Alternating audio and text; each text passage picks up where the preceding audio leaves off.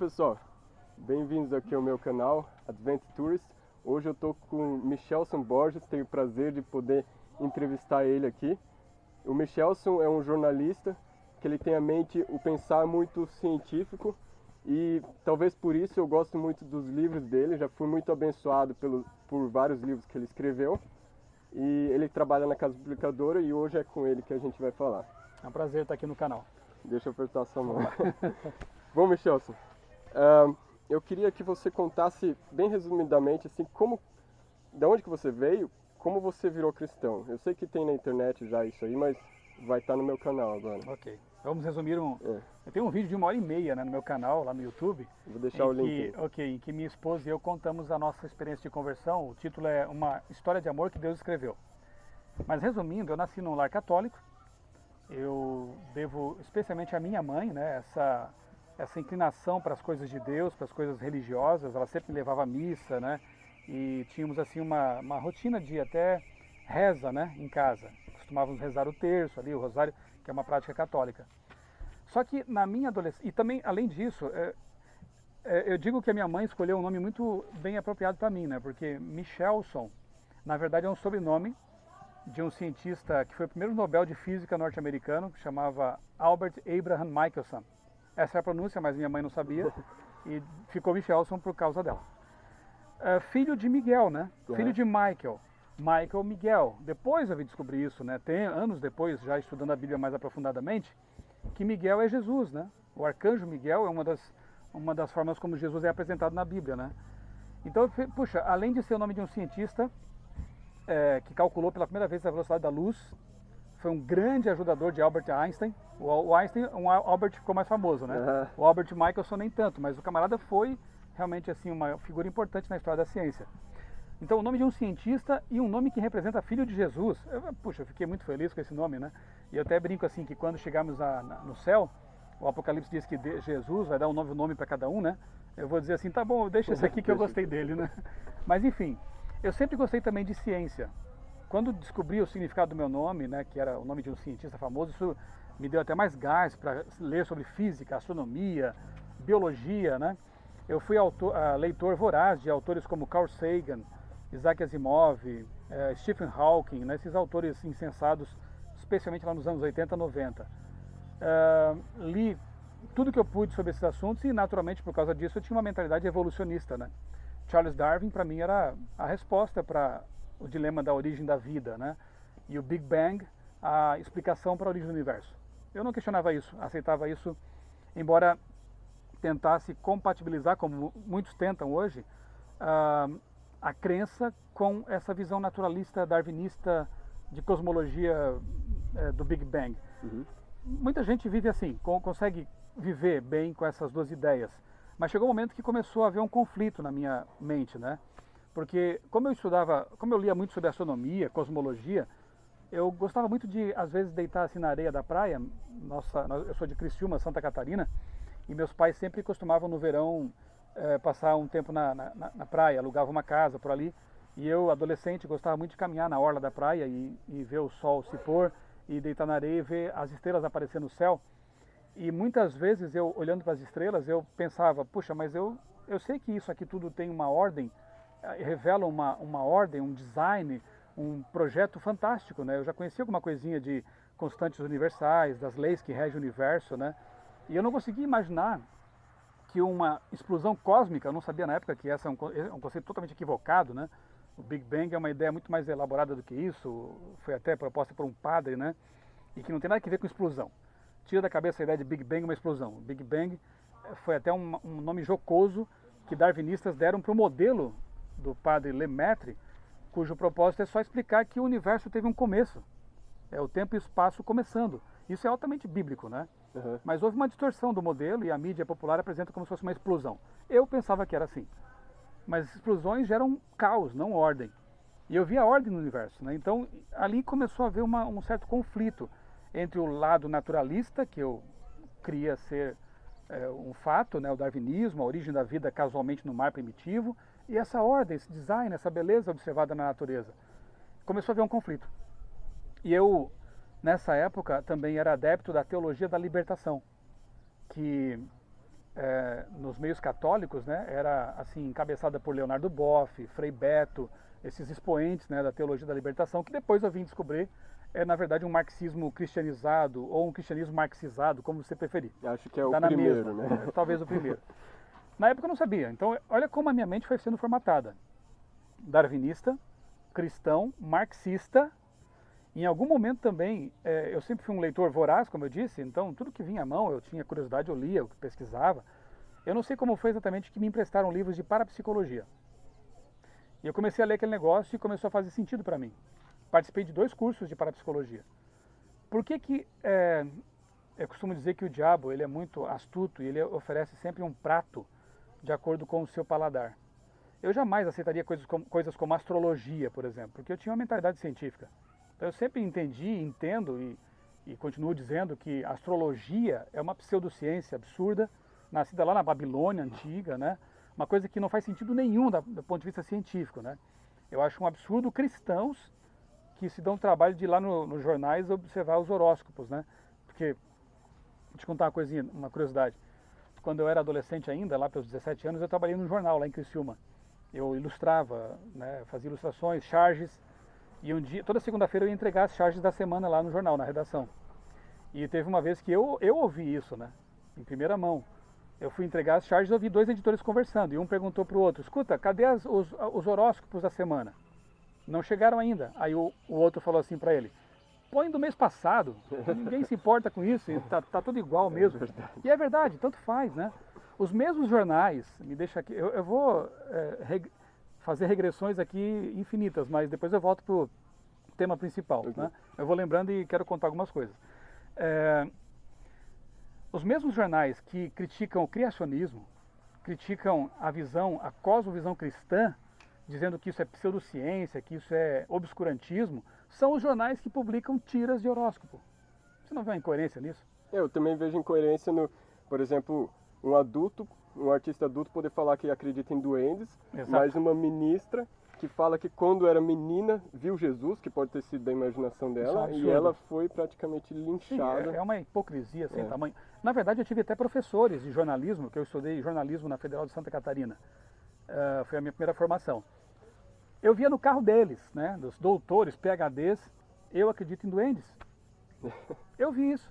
Eu via no campus cartazes espalhados por lá com cursos como parapsicologia, por exemplo, florais de Bach, né? Traziam lá monges tibetanos para dar palestras sobre medicina ayurvédica. Veja, com todo respeito a quem acredita nisso, quem segue esses princípios e tal, né? Mas essas formas de ver o mundo são esotéricas, né? São espiritualistas. No mínimo totalmente metafísico, né? Por aí, né? Não tem respaldo assim na ciência dura, né? Na ciência realmente ali experimental, galileana. Ao passo que o criacionismo, que hoje eu abracei, que eu sustento há anos, nós podemos, por meio de experimentação, demonstrar coisas como houve um dilúvio global, há evidências geológicas, evidências históricas, né? Paleontológicas, existe uma complexidade tal na vida que isso aponta para um design inteligente. Isso são conceitos, a origem da informação genética, né? A informação complexa e específica, são conceitos que eu posso cientificamente demonstrar, submeter a algum tipo de análise. Ao passo que horóscopo e essas coisas mais que eu mencionei aqui, não são passíveis de uma experimentação científica, né? Então, voltando lá à minha adolescência, eu, marxista, flertando com a parapsicologia e enveredando por um caminho espiritualista, que me pareceu científico, né? Veja como o inimigo, ele oferece um prato travestido de ciência. Exatamente, né? Então é um perigo, né? Eu era jovem, não sabia dessas coisas, enfim, né? E também adepto do darwinismo, né? Então, eu costumo dizer que eu fui enganado pelas 3 ideologias mais concorrentes com o cristianismo criacionista. E quais são? Só pra gente Só para frisar, né? Darwinismo, espiritualismo e marxismo. Para mim são as 3 obras-primas do inimigo de Deus, que ele faz despertar justamente no momento histórico em que nasce o Adventismo. Isso é muito curioso. É verdade, foi na porque mesma época. O Adventismo nasce, digamos, em 1844, com o famoso desapontamento lá. O Manifesto Comunista é publicado 4 anos depois, 1848. E o Origem das Espécies, mais ou menos... O Origem das Espécies começou a ser esboçado por Darwin em 1844. e vai ser publicado em 1859. E acho que o espiritismo, as irmãs Fox também, né? Sim, eu estive lá no local, em Hydelsville, no estado de Nova York. Tem um monumento lá em que os próprios espíritas admitem, colocaram uma placa lá dizendo: aqui é o local de nascimento do espiritismo moderno, 1848. Eu não posso crer em coincidências nesse nível, né? Eu vejo assim, Deus despertando um movimento que iria restaurar o criacionismo no mundo e o inimigo de Deus promovendo um espetáculo paralelo, tentando abafar as poderosas mensagens angélicas. Apocalipse 14, né? Se você ler com atenção Apocalipse 14, 6 e 7, você percebe que entre essa mensagem, entremeada com ela, está a mensagem criacionista. Temei a Deus, dar-lhe glória, porque vinda a hora do seu juízo, e adorai aquele que fez céus, terra, universo, né? Então, esse movimento que foi despertado por Deus em 1844, tinha como propósito também restaurar essa visão criacionista no mundo. E o inimigo tentou abafar isso, né, com ideologias concorrentes. E veja como, curiosamente, eu fui infectado, né, por essas três ideologias. Mas Deus é bom. E Ele me salvou disso aí. Legal, né? Legal. Então, Michelson, já que você caiu nesses três praticamente maiores enganos, como que Deus te tirou dessa arapuca tripla? Gostei dessa arapuca tripla, né?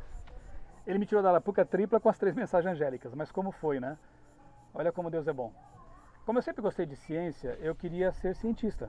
Meu sonho era quem sabe, ser um biólogo, um astrônomo, alguma coisa assim. Na minha cidade, lá em Criciúma, o curso que mais se aproximava de um preparo para algo que eu queria academicamente depois prosseguir era Química. Eu então me matriculei no curso técnico de Química, uma escola que havia lá, uma escola estadual, e um bom curso, por sinal, e comecei a estudar Química ali. Fiz 3 anos de técnico de Química. Durante esse período eu conheci um jovem, muito estudioso, e ao mesmo tempo assim, muito bem relacionado, né? Um camarada muito divertido, muito amigo, né? Um espécime raro com quem eu nunca tinha tido contato antes, que é um adventista do 7º dia. Você já tinha ouvido falar disso? Nunca, né? Eu, como eu disse, eu tive uma formação católica. Nessa fase em que eu estava sendo bombardeado por essas ideologias, eu beirei assim talvez eu me tornasse um agnóstico, se eu não tivesse encontrado o criacionismo no ensino médio. Porque eu já estava questionando muitas coisas do meu catolicismo político. Porque veja, lá na praia, quando eu deitava para olhar o espaço, as perguntas que me vinham à mente eram: de onde veio tudo isso? Né? Não pode ser fruto de um acaso, de uma explosão caótica, né? Não pode. Para onde vai tudo isso? E aí eu me lembrava que os autores que eu tinha lido falavam que um dia, daqui a 5 bilhões de anos, o Sol vai expandir, vai engolfar a Terra, Marte, Vênus, e depois vai se contrair, tornar-se uma estrela anã, ou então daqui a mais bilhões de anos o universo mesmo todo iria se expandir indefinidamente, ou se contrair, se houver matéria suficiente para conter a expansão. Os cenários eram todos terríveis. Morrer torrado pelo Sol, morrer num universo sem energia, frio, ou no universo de um Big Crunch. Sem final feliz, né? Não tem final feliz. Não tem final feliz. Por isso que uma das filosofias mais comuns é: comamos e bebamos porque amanhã morreremos, né? Não há esperança além túmulo, e se houver além túmulo, o universo um dia vai acabar. Então, pensa um pouco, as coisas que você já viu em suas viagens, né? A Torre Eiffel um dia vai virar pó de partículas, né? O Coliseu, as nossas principais construções como humanidade, nós vamos desaparecer, não vamos deixar um rastro. Ninguém vai sentir a nossa falta nesse universo gelado, frio e vazio. Então, como dizia Carl Sagan, um pálido ponto azul a Terra. Quando a sonda Voyager, lá de longe, virou as câmeras para cá e nos fotografou, ela viu um ponto perdido na imensidão do espaço, né? Então, o ser humano sem Deus é o ser mais desesperançado que possa haver, porque eu não entendo nem por que evolutivamente falando, qual foi a vantagem que nós tivemos de ter uma consciência e um senso de transcendência. O que nos ajuda a isso, em termos evolutivos? Nos atrapalha. Verdade. A gente se suicida, a gente se acaba, se deprime por ter esse senso de transcendência e depois tem que concluir que é bobagem. Na verdade, a vida acaba no túmulo. Não, eu não conseguia aceitar essas coisas, né? E foi nessa época de dúvidas em que eu estava beirando já um ateísmo, talvez um agnosticismo, abandonando minhas crenças insuficientes, porque a teologia da libertação só se preocupa com aqui e agora. É solucionar a situação do pobre, e eu entendo que isso é importante. Jesus mandou a gente fazer isso, se preocupar com as pessoas mais pobres, os mais desvalidos, né? O Evangelho, ele manda a gente se preocupar com os menos favorecidos. A evolução é que prega o contrário. Danem-se os mais fracos para que os mais fortes sobrevivam, os mais aptos, né? O evangelho é totalmente anti-evolucionista. Ok, mas é uma religião com foco na política que não me responde às questões fundamentais. De onde vim, para onde vou, por que estou aqui, qual o sentido da vida. Então eu me voltava para os livros de ciências, não encontrava respostas. Me voltava para a minha religião política, não encontrava respostas. Eu estava ficando realmente sem esperanças. Isso com 16, 17 anos. Né? Nossa, cedo. Tem gente que demora para chegar nisso. Então, adicionando aos meus dramas de adolescente, dramas cósmicos, né? Aí no ensino médio eu conheci esse jovem, o Vanderlei, que hoje é bibliotecário do nosso o Instituto Adventista Cruzeiro do Sul, nosso internato adventista lá em Rio Grande do Sul. Um jovem, como eu disse, muito estudioso, foi a pessoa que Deus preparou, assim, especificamente para que eu aceitasse a mensagem, porque eu era teimoso. Se fosse uma pessoa mal preparada, eu ia colocar na parede e talvez eu... E não ia considerar mais isso. Não ia. Não tem argumentos, não conhece ciência, não conhece sequer teologia. E ele conhecia. Me emprestou materiais, livros, eu comecei a ler e foi foram 2 anos e meio de uma tempestade mental tremenda, assim, de lutas, né, e muita leitura, estudos. Eu devorei muitos livros e depois de quase 3 anos dessa análise toda, eu fiquei muito feliz, eu encontrei paz e eu pude perceber que assim como Newton fez, Galileu, Copérnico, né, Blaise Pascal, os chamados pioneiros da ciência, eu pude perceber que era possível harmonizar a boa teologia com a boa ciência. A ciência corretamente compreendida com a teologia, com a correta exegese, hermenêutica, né, com as ferramentas adequadas, a Bíblia, bem compreendida com a ciência, bem compreendida, elas estão assim, ó. Porque Deus é o autor de ambas. O homem não descobriu a ciência, não inventou a ciência. Desculpa, o homem não inventou a ciência, ele descobriu a ciência, que é uma caixinha de ferramentas matemáticas que Deus deixou para a humanidade estudar o universo que nos rodeia, né? Então, esses protocolos científicos, esses métodos que alguns acham que são ciência, a física é ciência, a filosofia é uma ciência. Não, elas são no máximo ferramentas, disciplinas. Né? Áreas do conhecimento. A ciência mesmo, ela é matemática, né? Deus escreveu com esses caracteres o universo. E quando a gente entende essa ferramenta e usa, a gente chega à conclusão de que Deus existe, a Bíblia está de acordo com essa ciência, né? Ellen White mesmo fala no livro Educação, né? Que quando corretamente compreendidas, tanto a revelação natural, que é a natureza, a ciência, quanto a Bíblia estão em perfeita harmonia. E graças a Deus essas coisas se encaixaram em minha mente. Legal. E aí, por isso que alguns perguntam, por que você defende tanto o criacionismo? Porque para mim fez muito sentido. Porque me apaixonei por essa cosmovisão. E eu quero que as pessoas conheçam, tenham a chance de conhecer essa forma de pensamento. Eu só lamento os preconceitos que há e as distorções que a mídia muitas vezes espalha por aí, dando a impressão de que criacionistas são pessoas de mente estreita. Eu conheço muitos PhDs criacionistas, né? Pessoas que não fazem ciência, pessoas que creem no fixismo. Deus criou as espécies originais e são as mesmas até hoje. Não cremos nisso. Nós cremos em adaptações, modificações imitadas, né? Aceitamos a seleção natural, por exemplo. Nós amamos a ciência e amamos a teologia. E por isso eu me tornei um criacionista. Legal. Resumindo bem, né?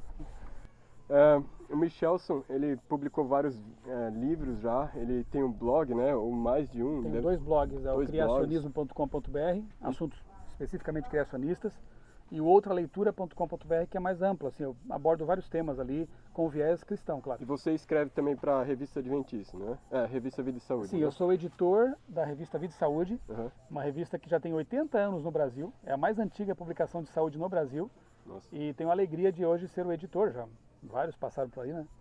E por que eu digo alegria? Porque como jornalista, eu trabalho com uma revista que não tem compromissos, assim, não tem rabo preso com a indústria farmacêutica, com a indústria do café, da carne, cerveja, né? Então, a gente como tem liberdade editorial e nos pautamos pelos 8 remédios naturais, que são milenares, a gente não precisa ficar aí ao sabor dos modismos dietéticos, né, comportamentais. E isso para um jornalista, trabalhar de forma livre é uma coisa impagável, né? E uma pergunta que eu sempre quis fazer para você é, como que você consegue administrar seu tempo? Dá umas dicas aí para os nossos telespectadores, como você consegue ser escritor, ser pai de 3 filhos, né? Marido, ainda pastor, né? Que você é pastor, pregar nos finais de semana. Me dê umas dicas aí que eu também estou precisando. Eu também aceito dicas nesse sentido, né? Porque o desafio sempre é grande, mas eu costumo sempre dizer assim, ó, otimize o seu tempo e aproveite os retalhos de tempo, como dizia Ellen White, né? Você vai perceber que eu sempre ando no meu carro com um livro, sempre estou com um livro na minha mochila, um ou dois, né? Mas você não lê na hora que está dirigindo. Não, aí já é arriscar a vida. Tudo bem, só para deixar No máximo audiobook dá pra gente ver, ouvir enquanto dirige, né? Mas assim, para você aproveitar os tempos livres. Se eu estou na fila de um banco, eu estou lá lendo. Se eu não estou conversando com alguém, né? Eu estou lendo um livro. Se eu estou aí no aeroporto aguardando um voo, eu estou escrevendo alguma coisa, levo comigo sempre meu computador, levo sempre uma caneta no bolso, tá aqui, né? Um bloquinho, eu sou das antigas, né? Também uso o bloquinho do celular, enfim. As ideias podem surgir em qualquer momento e você tem que ter algo para anotar, para escrever. E ler é a melhor forma de arejar as ideias. Então eu estou sempre lendo alguma coisa de áreas diversas, né? Especificamente, claro, especialmente aquelas que me interessam mais. Mas eu gosto de ler de forma bem eclética, coisas boas, claro, para que os pensamentos sejam arejados e construídos. Então, eu não estou dizendo que isso está errado, sabe, que eu vou falar agora, mas, por exemplo, quer dizer, eu vou dizer que está errado sim, por exemplo, assistir séries, né? Maratonas de séries, isso aí é errado. Mas não estou dizendo que está errado assistir um documentário de vez em quando, um bom filme muito bem selecionado de vez em quando, né? Mas tem pessoas que perdem seu tempo todo nessas coisas. Gastam, assim, muitas horas em séries ou em literatura vazia, frívola, né? Eu acho que nós temos um tempo muito curto na vida para desperdiçar com essas coisas e uma missão muito grande e nobre para executar, para gastar nosso tempo. Não temos o direito de fazer isso. Eu levei 18 anos para conhecer essa mensagem. Eu quero recuperar esse tempo perdido. Não vou dizer que é perdido, né? Porque, para fazer uma correção aqui, aquilo que eu vivi como católico, né? O que a minha mãe fez por mim, eu acho que foi uma base. E Deus estava comigo todo o tempo, mesmo lá. O grupo de jovens de que eu participei quando católico foi uma bênção para mim. Eu, por causa disso, fui protegido de drogas, de comportamento irresponsável, sexo. O grupo de jovens foi uma bênção. E eu sempre digo isso e reafirmo, né? Mas como, assim, até os 18 anos eu não conhecia essa mensagem criacionista, essa coisa que me abriu os olhos. Então agora eu quero recuperar o tempo perdido.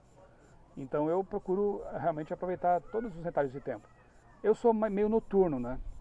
Então eu produzo muito à noite. Então eu gosto de chegar em casa, empregar um bom tempo com a minha família, com meus filhos, né? Minha esposa, que são a minha prioridade número 1, sempre, acima do trabalho, acima de tudo isso que eu falei. E depois, mais tarde, eu costumo escrever, postar as minhas coisas, né? Eu também mantenho todos os dias,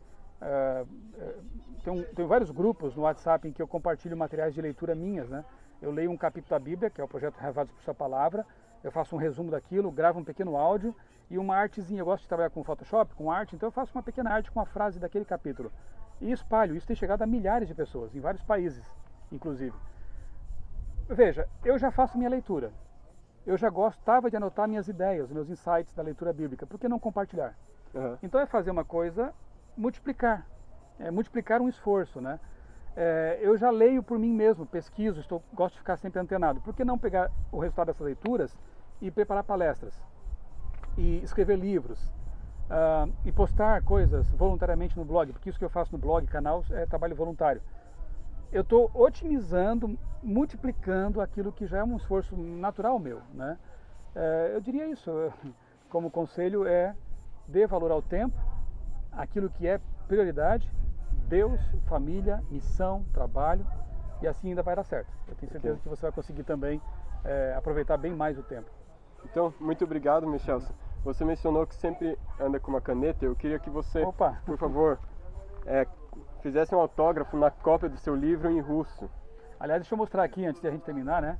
Eu trouxe aqui para mostrar para os seus telespectadores a grande alegria que eu tive, né, de 2018 escrever o livro missionário mundial. Então aqui tem a versão em alemão.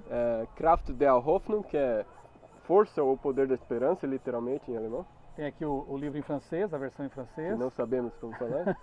A versão norte-americana. Power of Hope. A versão britânica. Portuguesa.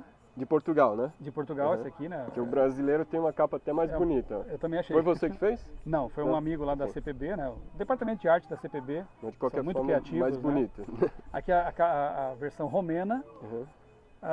Os hispanos usaram a mesma capa do Brasil, né? El Poder de la Esperanza. E aqui estão, então, alguns, mas foram muitas línguas. E eu fiquei muito feliz com isso, né? De ver um trabalho que foi feito com muita oração, com muita responsabilidade. O Dr. Julián Melgoza, ele é psicólogo, né? E nós juntos escrevemos esse livro, e ver esse livro espalhado pelo mundo é uma alegria muito grande para um autor, né? E aqui está então a versão em russo. Mas o que eu escrevo aqui? Eu não sei escrever russo. Escreve aí Michelson Borges de um jeito que a pessoa consiga ler, Ok. para ela saber que é o autor mesmo que... Pessoal, eu estou entregando o livro dele em alguns lugares que eu passo.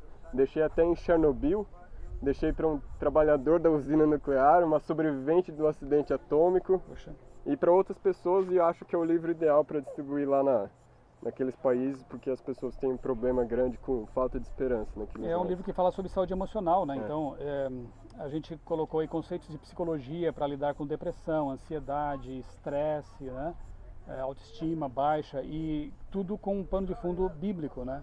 Que a maior esperança realmente vem da palavra de Deus. Então é um livro que eu creio que seja muito útil. Ele foi entregue em 2018 para os milhões, mas ainda existe a versão em PDF, né? No site opoderdesperança.com.br. Você encontra lá esse livro em PDF, você pode baixar, você pode disseminar isso aí à vontade. Vamos deixar o link também aí para você que é preguiçoso e não quer digitar o endereço. Obrigado mais uma vez. Obrigado, Jean, pela oportunidade. Obrigado. Um abraço a vocês. Tchau.